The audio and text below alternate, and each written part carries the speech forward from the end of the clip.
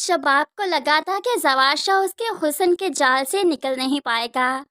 वो जो कुछ करती रहे सिर्फ अपने हुस्न का जादू चलाएगी तो वो भागता हुआ आएगा, जबकि ऐसा नहीं हुआ। जब मर्द के पास इतनी अच्छी ऑप्शन मौजूद हो तो वो क्यों भागेगा किसी और के पीछे, चाहे वो बीवी ही क्यों ना हो। अब यहाँ पर ज़वारशा का दिल लगाने के लिए निहाल मौजूद है, तो ऐसे में कैसे मुमकिन है कि शबाब जो इतनी ज्यादतियां कर रही है ज़किया को जेल क्या पागल खाने तक जाना पड़ा सिर्फ शबाब की वजह से। तो क्या ज़वारशा उसे तकेगा, ज़वारशा उसकी तरफ देखेगा।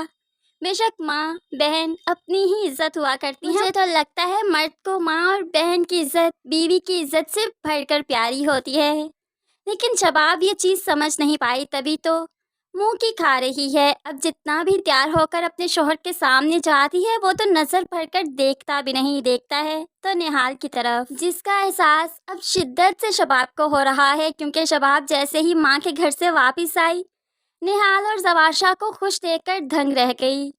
ज़वारशा ना सिर्फ निहाल को डिनर पर ले जाता है उसके बर्थडे पर, बल्कि उसे डायमंड का ब्रेसलेट तोहफे में भी दिया।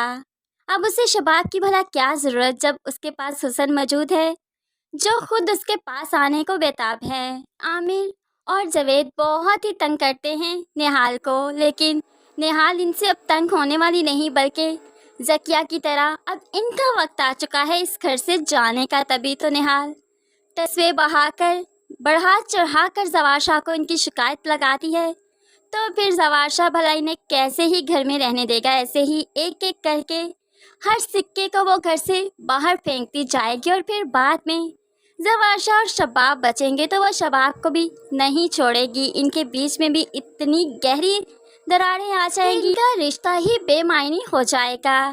अब यहाँ पर फ्रेंड्स हमें तो ये ड्रामा ज़रा सास बहू की लड़ाई से हटकर लगा।